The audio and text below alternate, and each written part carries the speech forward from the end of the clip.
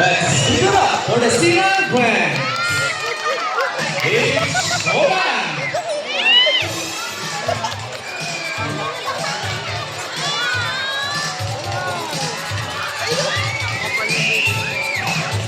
Kokoy!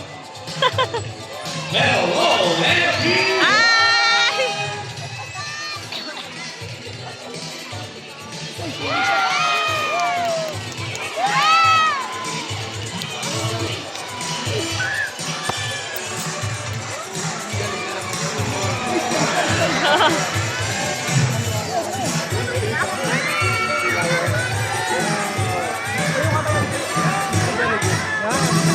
How about a round of applause for the water cooler and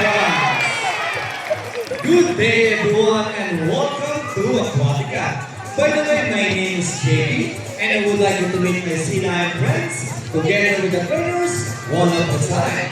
Our that side is the eldest female South American sea lion that we have here. And according to her trainer, she is the prettiest. Kakayo ko. Naiya. Her name is Isis. Together with Trainer Bina, say hi. Ah! While on the other side is the youngest female South Mika. American sea lion that we have here. And according to her trainer, she is the smartest. Wow! Her Ikaw, name Mike. is Yanni. Together with Trainer Bert, say hello. Ah. Now let's continue. So guys, do you have any idea why they are called pink or Guys. feathers? Any idea?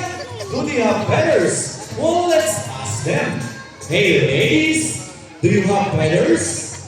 Well, the answer is no. It's actually because of their front flippers, which are shaped like a bird's wing.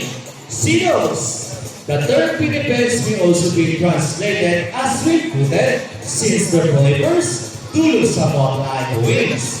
In fact, they appear to be flying underwater as they swim from place to place. Right, ladies?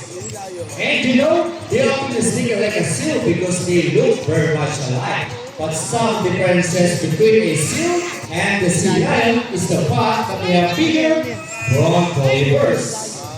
And they also turn their back flippers something seals cannot do. As a result, they can walk upright while on land.